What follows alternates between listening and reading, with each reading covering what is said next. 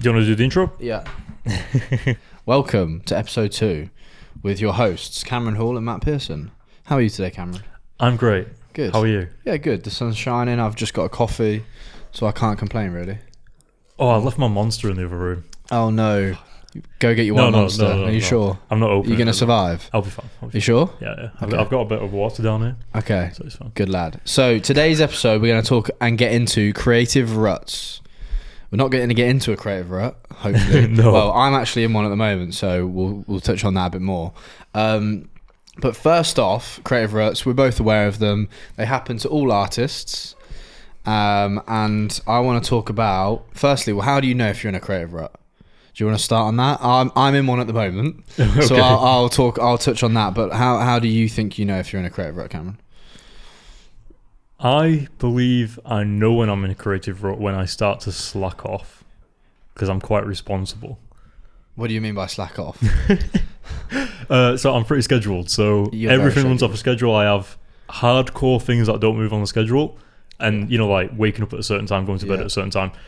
But I start to stay up a bit later. Maybe I don't do certain tasks when I say I'm going to do them and I leave them till later on in the evening because I think, oh, well, just do it later. Yeah. And I don't know. I just become more irresponsible, I suppose. And I feel like I'm chasing my schedule. Okay. Like always playing catch up every day, Yeah. if that makes sense. Fair. Oh. Forgot to get my necklace out. Oh, there you go. Oh, Cameron's necklace has got a film film reel. reel. Yeah. What's yours? It's just a St. Christopher. Are you even in the creative industry, Matt? I got this in New York the day my nan died, and it represents Oh. her. So it's got meaning. Oh, okay. This I'm necklace. so sorry. That was about 4 or 5 Mine's years still ago. better. Mine's still better. Yeah.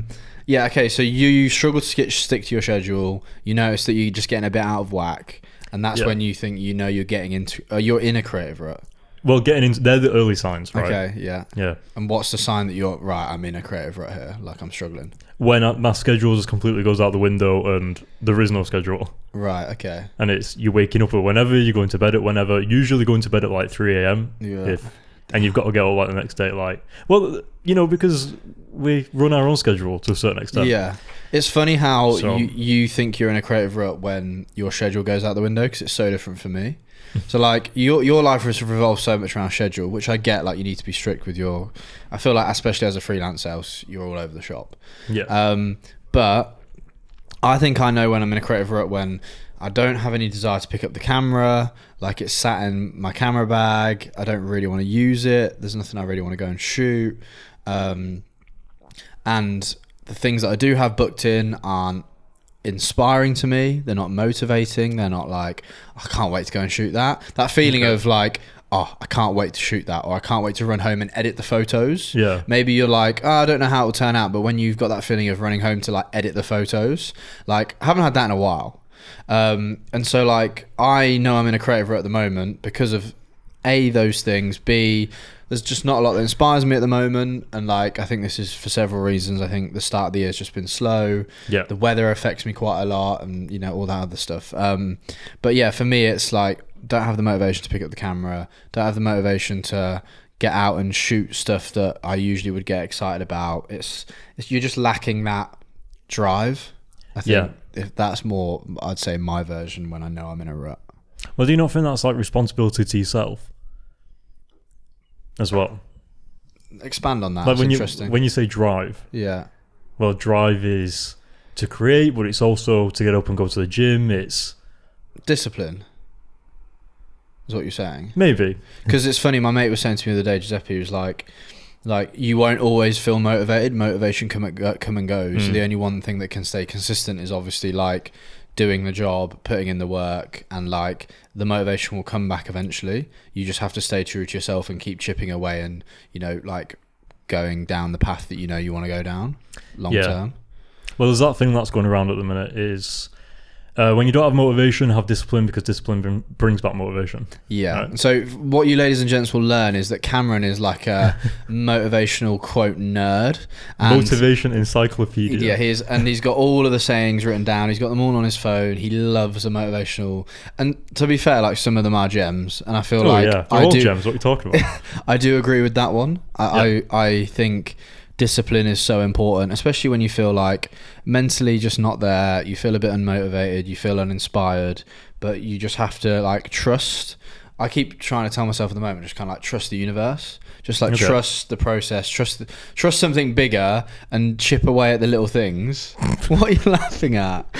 What are you laughing at? So I agree, but I also didn't expect you to say it. So Did you not? Did you not? Yeah. No, I think it's important to just kind of like trust the bigger picture, trust the journey, trust the universe, like place your trust in something that's like not you, and just do the little things you know that are going to make you feel better, and then it'll all work out eventually.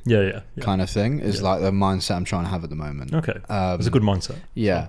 But like, so how does a creative rut happen? Like how do you get into it? Like, is it self-doubt? Is it no inspiration? Your mental health? For me, I think I get into a creative rut when you haven't been doing like personal projects you're passionate about, and that has probably not been a while since you've done one. I think, you know, if my mental health isn't great, because that can be up and down for me personally.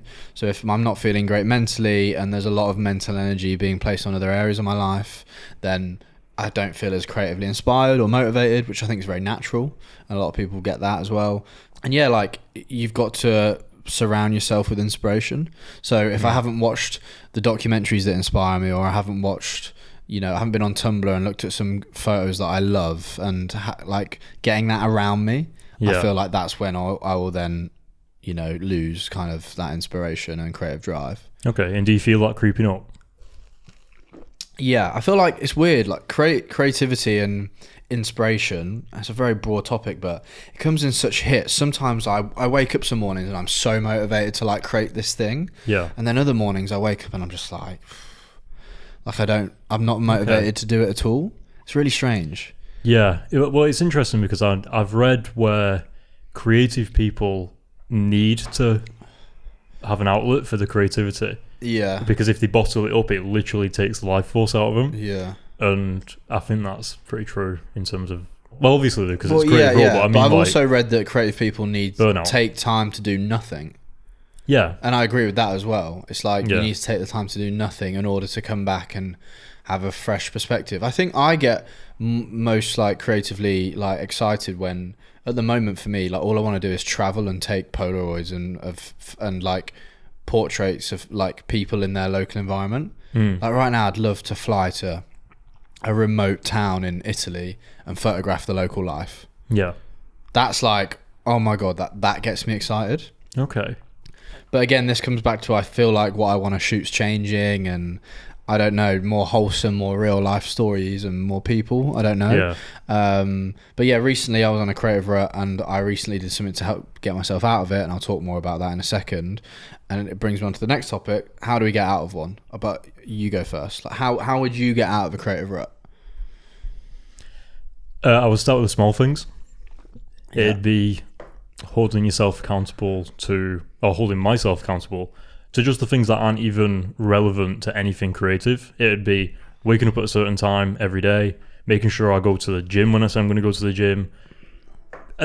Basically just sticking to... You're looking after your health. What I'm supposed to be doing. You're looking after your health there. Like, you're looking after your mental health. Yeah, but it doesn't also have to be a health thing. It can be like...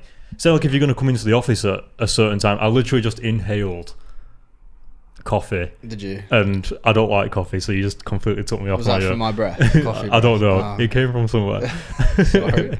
Carry on. But yeah, it's just sticking to what you say you're going to do, whether it's walk the dog at a certain time, whether it's turn up to the office at a certain time, whether it's to get up at a certain time, or do that task at a certain time. I think just starting with the small things and then going from there and getting the ball rolling. Yeah, and I think that's true for every aspect of life. It's like the little things that have the snowball effect. Yeah. So like, you know, if you're not feeling great mentally, it's like getting to bed and going to bed, going to sleep at the same time, waking up at the same time, doing the exercise, raising your heart rate every day, like getting sunlight as soon as you can, drinking enough water, like eating good food, like all those little things then have like a cascading effect. Yeah. And like going out and making sure you socialize and all of those things, they have a knock-on effect on like your whole mental health. But also it'd be the same for your job and same for like every aspect of your life. It's just doing the little things cumulatively that have the bigger knock-on impact.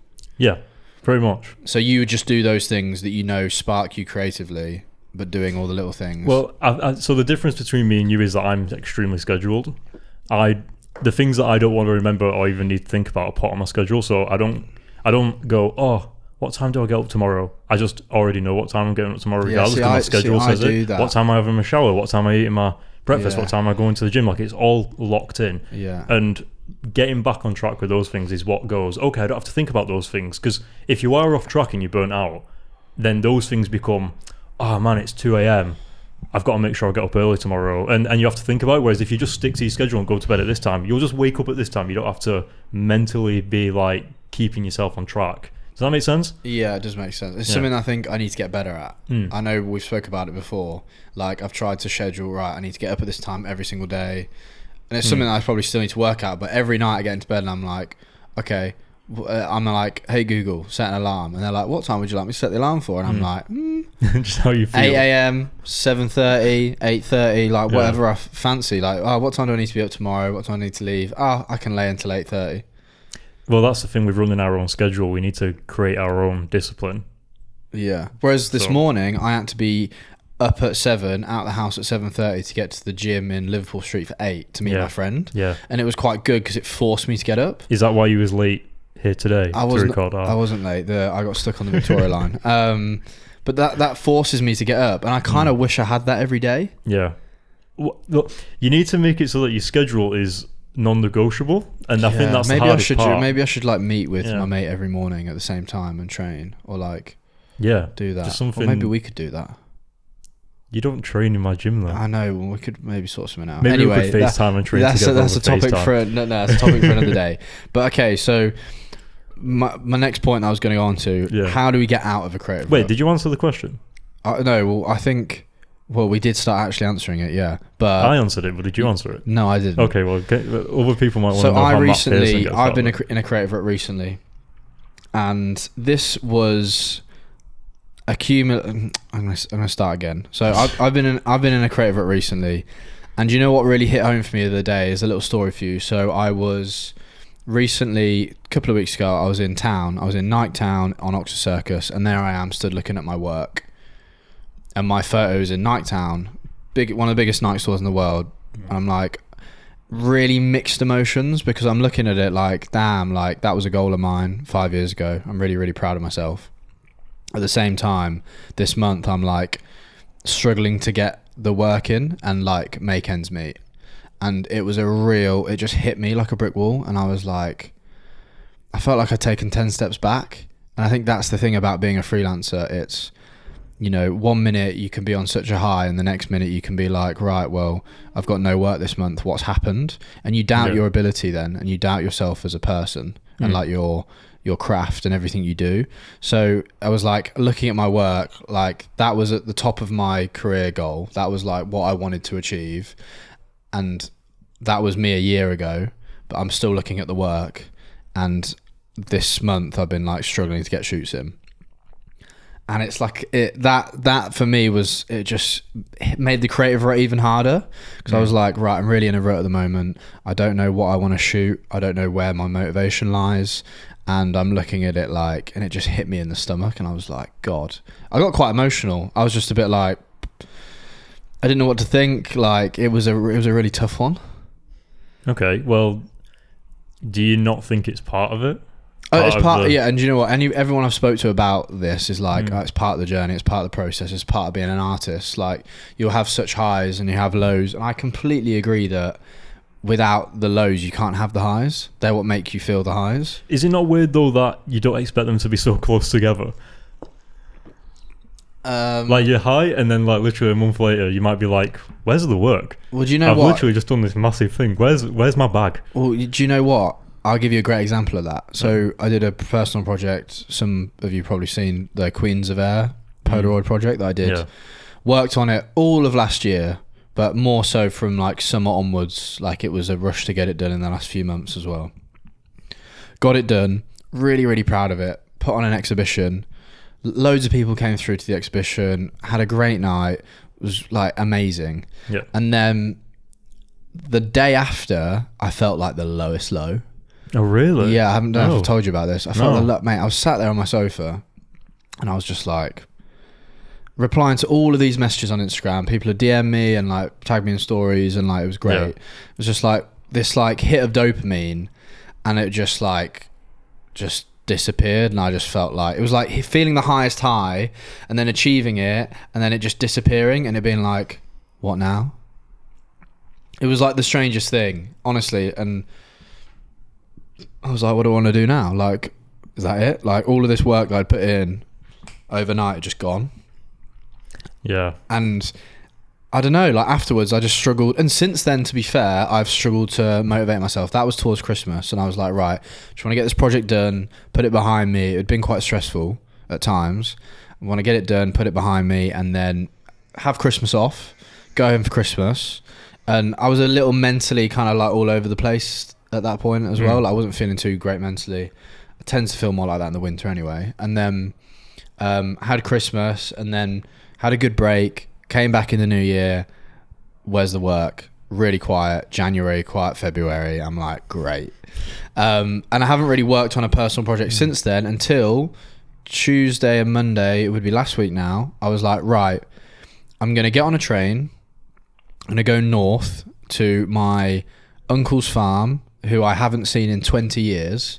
And I'm going to document the way of life there on Polaroid for a few days and just like capture the locals, capture farm life. And that's what I did.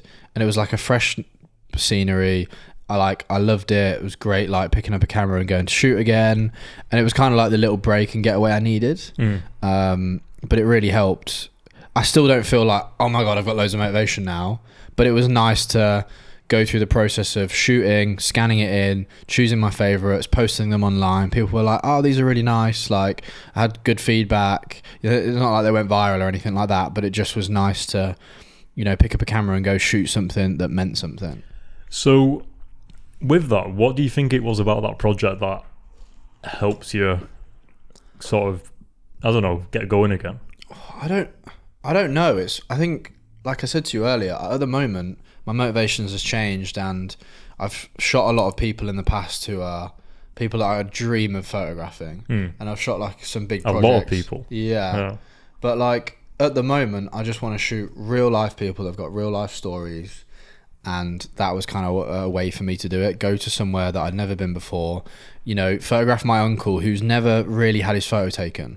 This guy's like, he lives in the arse end of nowhere in the hills. They barely have internet in this farm, and oh my God, I had to go, and it was uncomfortable for me. Like, I hadn't seen him since I was 6. But try and get him to be comfortable enough for me to take his photograph on the farm. I did it quite sneakily, but like allowing me to be there, go into the local pub, allow me to like take photos of them behind the bar and just like capture the way of life there. It was a new challenge, but I enjoyed it a lot, and it just felt more real. Okay. Do you know what it was? I'm sorry if I'm going off tangent here, but it's okay. I've got before it was like, oh, I've photographed Ed Sheeran, and if I post this photo of him, it's going to blow up and get so many likes, and loads of people will message me, and when I go home, loads of people will have something to say about it, and it's great. But that kind of is just worn off. Like, I'm not that fussed about that anymore. I don't know if that's getting older, just going through the process, but like, don't get me wrong, I would absolutely love to photograph Ed Sheeran again, but it was more like part of the motivation there was to do it, to post on Instagram, to then receive that hit of dopamine and get that, like, obviously my brain was wired to feed off that, and now I've been self-aware enough to realize, okay, actually, like, that's not good art. It's not got a story. It's not enough. Yeah, it does sound like the natural progression of just being a creative, because when you first get into it, you go, oh man, like all these people shooting these famous people, like, oh, I can't imagine to be in that person's position. And then over the course of time, you eventually end up there maybe, or to a certain extent, and you end up almost in the same position that they were when you was watching the other person, which was, how do they do that all the time? And it's because they just treated it as if it was any other project, the same way you now do. Yeah. And it doesn't have the same substance.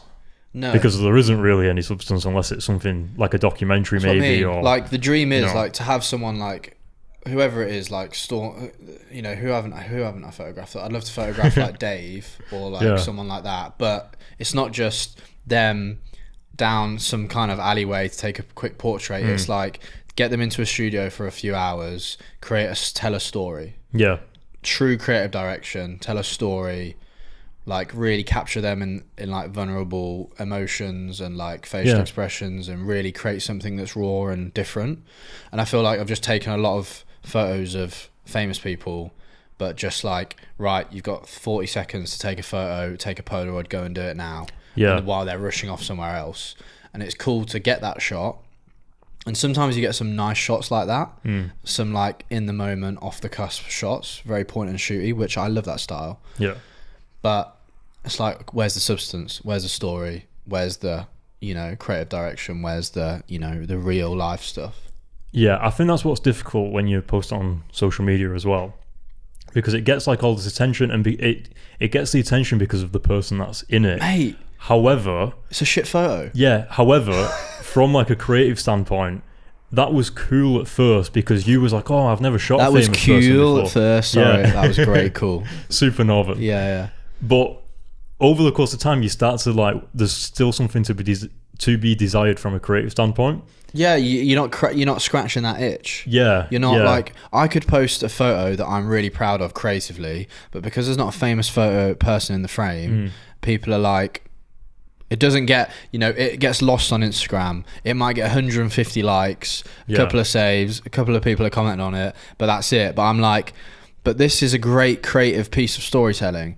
If I uploaded a photo of someone like Ed Sheeran or Justin Bieber live, or like whoever it was, say like my most liked photos like AJ, like 4,000 likes, but I'm like, but the photo itself isn't that great. It's just it's just a quick photo in the moment. There's no creative story behind it.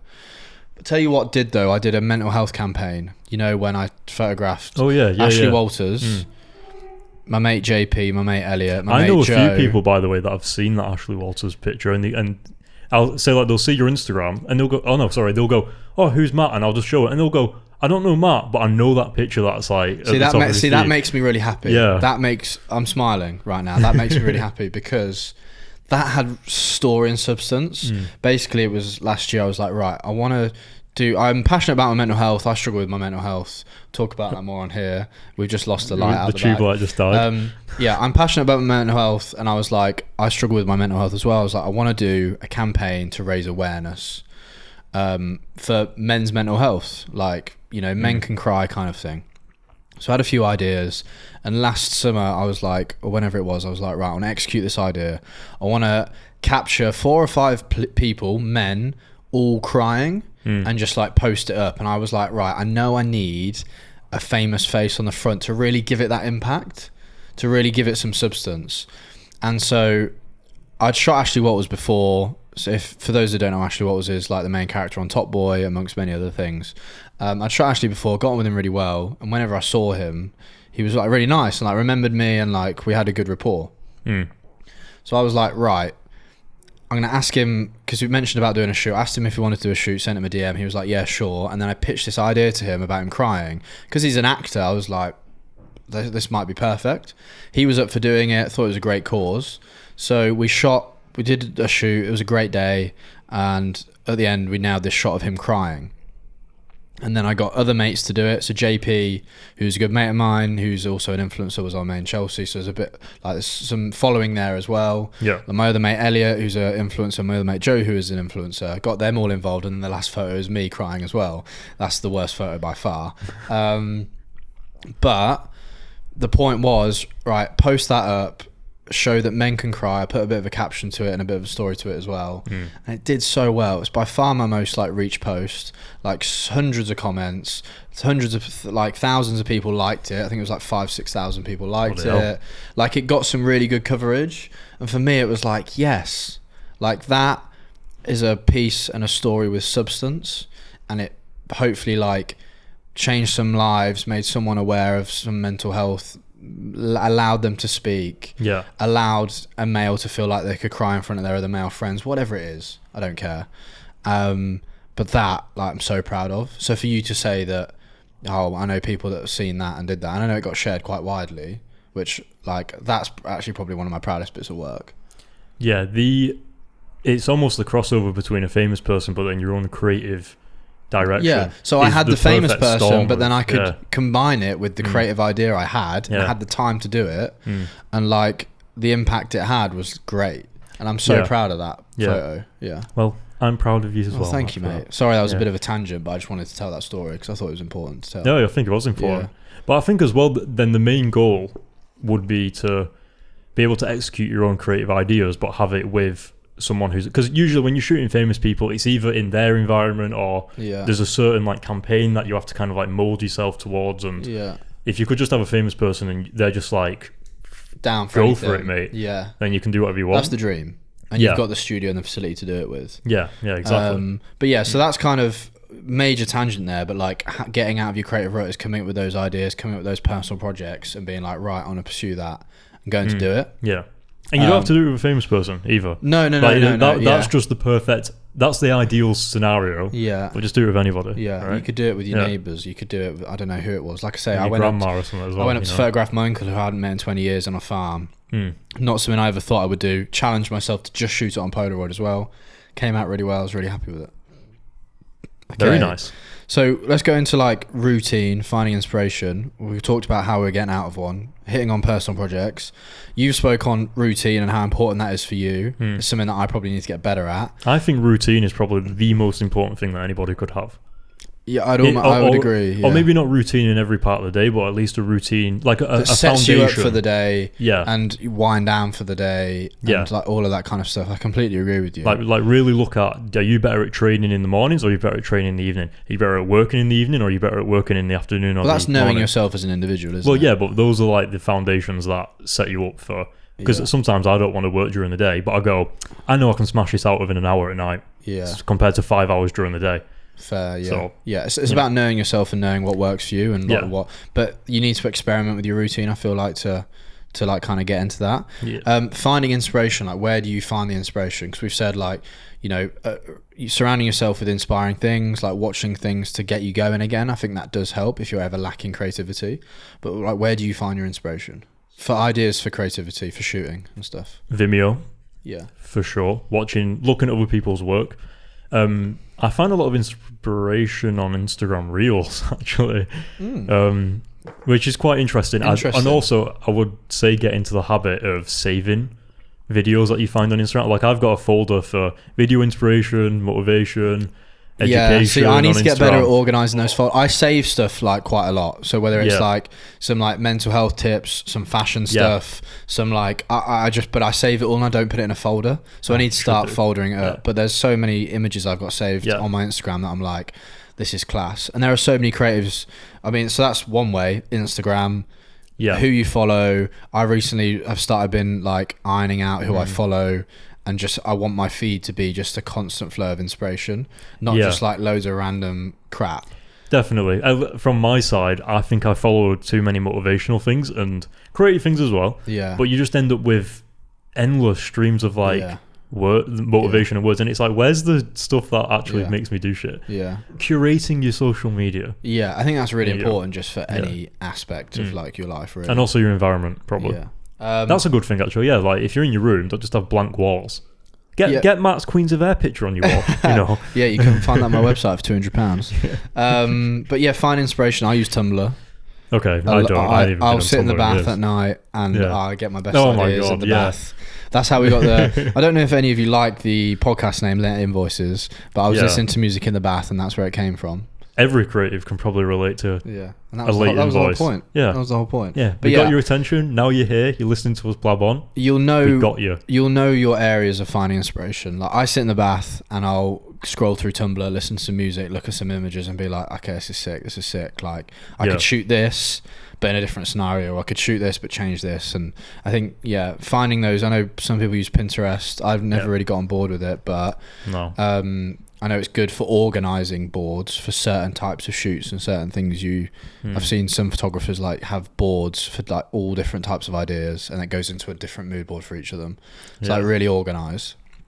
There's some really good documentaries out there as well. There's one that I keep meaning to watch and I need to watch it, and it's called Point to Shoot, or is it Aim to Shoot, or something like that. It's about a photographer. His name escapes me, and it's really annoying. It's going to really annoy me, but he has a documentary and he's photographed like the Beatles, Muhammad Ali.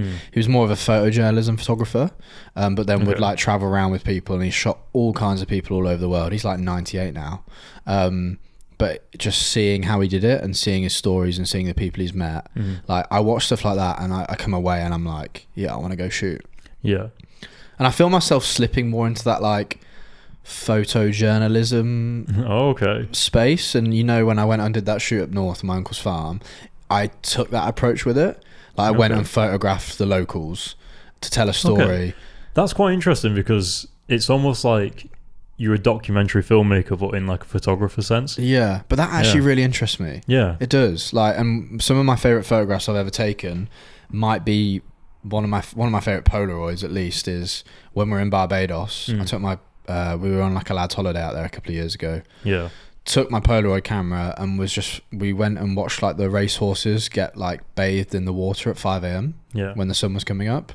Got up, went down to see it. I waded into the ocean and like just took a load of shots, and there's this one shot of a kid. He must be like 17, 16, and he's got two horses either side of his head, like facing him, and he's looking at my camera. Yeah. By far one of my favourite photos I've ever taken. And it's just like a local, just capturing the local environment. And like, man, I just love stuff like that. I absolutely love it. So maybe I need to do more of that. We'll see. This could be my new route. Maybe you need to just travel and take a camera. I would love to. Yeah, just do like little weekend trips, go here or there, and like document the way of life. And absolutely love it. What do you think about getting feedback? We spoke about finding inspiration, but like, would you ask for feedback from your idols? Do you like look up to people and that inspires you as well? Or like, I feel like I used to do that, but I don't do it as much anymore. I don't feel like I get feedback at all, if I'm honest, which is probably quite bad until you just pointed out and didn't realise. See, I've asked for it, but I feel like it can be a bit wishy-washy. Yeah, well, you've also got to be careful who you ask, because someone's opinion, well, it's their opinion, right? Yeah. And if they're not used to giving feedback, then it can be quite like, what? You're saying nothing. Yeah. Feedback, I think feedback in general is good. I think you should seek it out. You should seek feedback from, well, not only the people around you, but probably also, if you can, email your idols. Just be like, yo, check out my scripts. I used to do that when I was younger. Like loads. Do you know what? It's funny. You should still do it. While we touch on feedback, can we just touch on, after a shoot, you send your photos, your video, your edit over to a client. There's nothing that annoys me more, and then when you don't get any feedback or response from a client. In terms of motivation, and like if you just hear nothing back, you're like, well, are they happy with it? Like, did they like it? Like, how could I improve? Do you mean like they take a while to get back to you, or do you mean like they just completely don't? Well, no, they're like, okay, thanks for sending those over. Have a great weekend. But it's like, I want to know what you thought of the photos. I want to know what you thought of the actual art. Yeah. I think you have to specifically ask. Some people are just like, I'm just doing my job. Yeah, they're just the middleman. Thanks for sending me the photos. Yeah. I'm going on Easter weekend now. See you later. Yeah. So, yeah, I think you do have to seek it out or ask specifically. Yeah. It's probably the safer option to seek it out and ask specifically as well, because then you can, even if they don't want to, you're like, go on. Very true. So you don't look up to idols though? The idols I look up to aren't in the creative industry. So that's interesting. Can you touch a little more on that? My mum, my dad. No. I don't know. My idols mainly come from people who talk about like the fundamentals of life in terms of holding yourself accountable and doing this because you want to do it, or I don't know. Like, I think I rely a little bit more on myself for creative inspiration and just watching movies. Because I feel like it's so easy to compare yourself, and I'm kind of cautious of that. There's so many people in the industry at the moment that are just like doing so well and tearing it up and just like killing it. And you can sit and look at their Instagram and be like, God, like, I wish that was me, or I wish I'd shot that cover, or I wish I'd done that exhibition, or I wish I'd done that. Yeah. And that's when it can get really dangerous, I think, in terms of comparison. Comparison's the biggest thief of joy. Yeah. Hands down. Yeah. Don't ever compare yourself in any aspect of your life, relationships, whatever it is. Don't do it, because it's going to send you down the dark alley. Yeah, but for comparing yourself with other people on Instagram specifically, I think the worst thing for us if we're looking at someone else's work is that they probably had a team. Like, they can post something and it'd be like, oh my God, that's insanely good. Yeah. But then they probably had a team to do it. Yeah, no, it's one big and granted, there are collaboration. people out there that are obviously so good that they can do it. But I do think in a lot of scenarios, anything that looks super high quality is a team effort. Like something, I'm not a drone pilot, but there's the FPV drone guy. I can't remember his name off the top of my head. Yeah. But he did an FPV drone of him following like a Red Bull car through the desert track or something. Right, yeah. And that looked sick. Yeah. But then you've got to go, yeah, but he's filming a racing Red Bull driver. Yeah. So that immediately makes it look sick. Yeah. It's like comparing yourself to a bodybuilder. It's like he's probably been doing that for 10 years. Yeah. And you're just getting started. Like you've got to. It's all about perspective, isn't it? Yeah. But just take things like that with a pinch of salt, I think, and just focus on your path and how long you've been doing it for. As long as you're doing the little daily things. Then. Compare yourself to yesterday. Compare yourself here he to goes the again beginning with of his your journey. bloody quotes, with his bloody motivational quotes.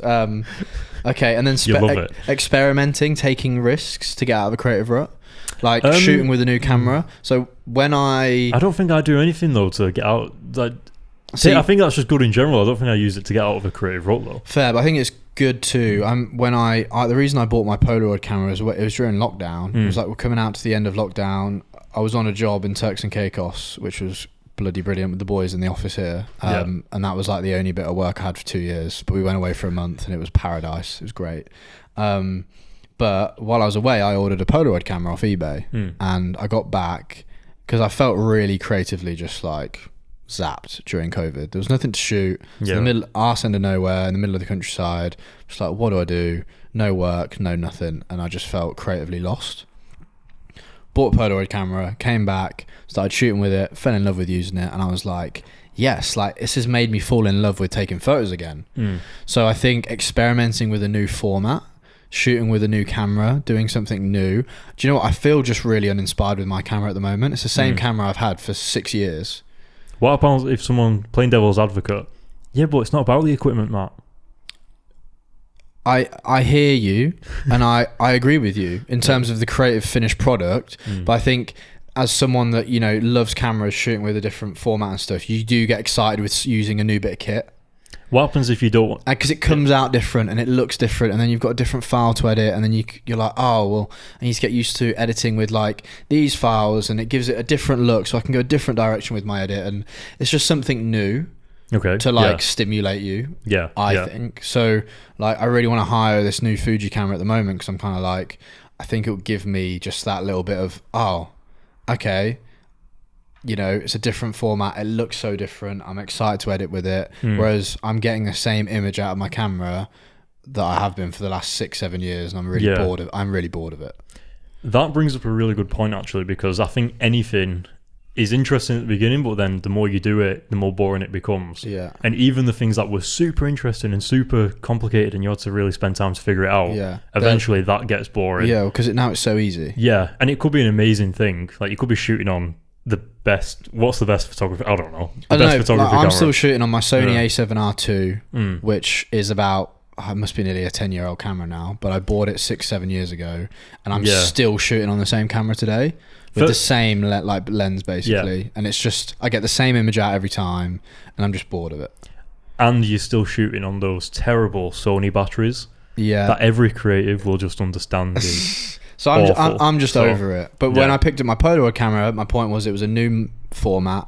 It was experimenting with something new, and I started taking it on set, on music videos, and all that kind of stuff, and people were like, "Oh, sick! Like these look good," and people started like recognizing me and hiring me for my Polaroids. Yeah. So I think to get out of this also creative rut, I really want to hire a new camera and just think of a project and go and shoot it and go from there. Really. Well, do you not think with the Polaroid situation, it was more of you introduced restrictions, limitations? Well, yeah, you have to shoot so much slower, and you've got to take your time, and you only got 1 or 2 shots, and then you've got to scan it in, and you don't know how it's going to come out. So it's just a bit more exciting. I like having something tangible that I can hold in my hand as well.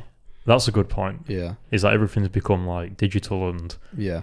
So it's nice to have something that I can hold in my hand, and I've got my albums at home that I can flick through of all the people that I've met and all that kind of stuff. So that's nice as well. Do you not feel like shooting Polaroid introduced a bit more purpose into it? Because with a digital camera, you can just go and it's fine. Yeah, you had But to be Polaroid, more. you're a bit more I like, like take it to parties, take it to weddings. Yeah. We were in a wedding recently. So maybe that's what you needed, though. You needed a bit more like, shooting with purpose, not just wasting. Yeah, no, yeah, you taking your time, slowing down, thinking about the process. Yeah. And I think that without me probably realizing, it has helped. Yeah. And it does help. Okay. Yeah. It's a tricky one. My advice would just be like stick with the simple steps. You know where you find your inspiration, so delve into those areas. Don't be angry at yourself. Don't be hard on yourself either. I think it's really easy to be hard on yourself. Get yourself worked up. Be kind to yourself. That's the main one. Don't judge yourself. Yeah. Be kind to yourself and understand that like it happens to everyone. The main thing I would say is that it's all just part of the journey. Yeah. And everyone goes through it. And so if you think about it in terms of if you go left or you go right, on the left side, there's going to be like speed bumps and there's maybe a few jumps you need to jump over and hoops you need to jump through. Yeah. On the right side, it's kind of the same thing, but maybe there's more or there's less. Taking the journey, but then also being like, I'm going to anticipate that there's probably going to be a few weeks or a few months where I have no clue what I'm doing with my life. Yeah. From a creative standpoint and also from a financial standpoint. Yeah. So if you go it that way, then you're almost accepting that there is something, you're just inevitably going to come up against that. Yeah. And I think that makes it easier. Agreed. Sweet. Well, let's wrap this episode here. Thanks for listening. Episode 2 is done and dusted. We appreciate any feedback, responses, anything you can do to support the podcast. Thanks for listening. Thanks for tuning in. Listen to us on all platforms. You're going to do your spiel. Do your spiel. Yeah. Subscribe. Follow us on Instagram. Oh no, follow us on... Messed it up. Yeah. Let's just end it. Let's end it. Thanks for listening, and we'll catch you on the flip side. Much love. Much love. That was a really good episode. Thank you so much for watching. If you are listening on Spotify or Apple Music, please head to the show notes below and check out any of the things that we spoke about linked down there. If you are watching on YouTube, make sure you hit the subscribe button and the like button. And if you want to hear about more topics, maybe even some that we haven't spoke about, please leave them in the comments below and we'll make sure to check them out and maybe make an episode on it.